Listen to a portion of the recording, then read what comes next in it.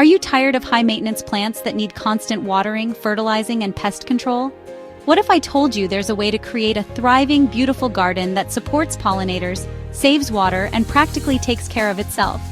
Today, we're talking about native plants, why they're a game changer for your garden and how to plant them the right way.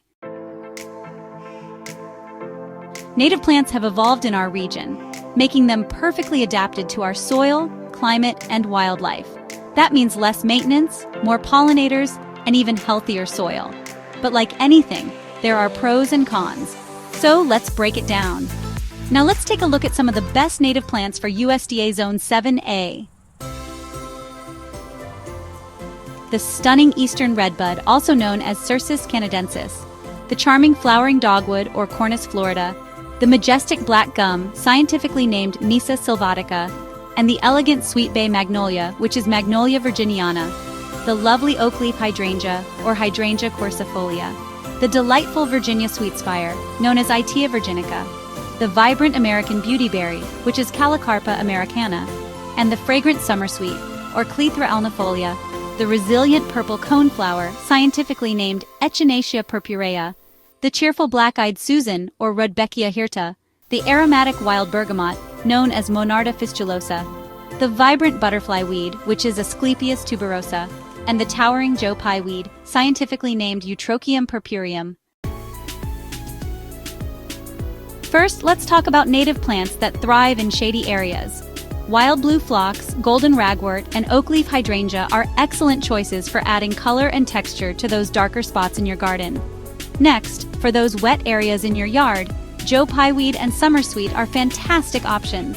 They love moisture and will flourish in wetter conditions.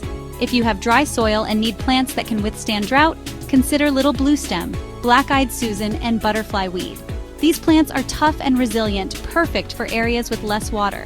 Lastly, for areas where deer are a problem, American beautyberry and muley grass are great choices. They are less appealing to deer, helping to keep your garden intact. Now let's move on to how to plant native plants.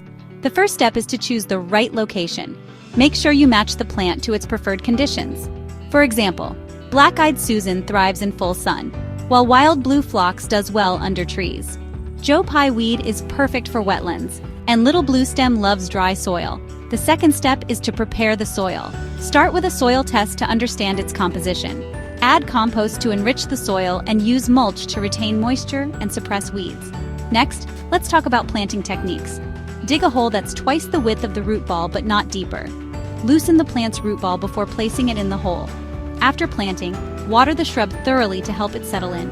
Finally, watering and maintenance are key to a healthy garden. Regularly water your plants, especially during dry spells.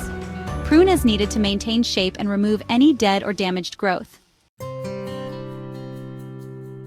Designing a garden with native plants not only enhances its beauty, but also promotes a healthy ecosystem. When planning your garden, consider how different plants complement each other in terms of height, color, and blooming seasons. A well-designed native plant garden can provide year-round interest and support a variety of pollinators and wildlife. And that's it. By choosing the right native plants and planting them properly, you'll have a stunning, low-maintenance garden that supports pollinators, conserves water, and thrives for years to come. Tell me in the comments, what native plants are you growing? Don't forget to like, subscribe, and hit the notification bell so you don't miss more gardening tips. Thanks for watching and happy planting!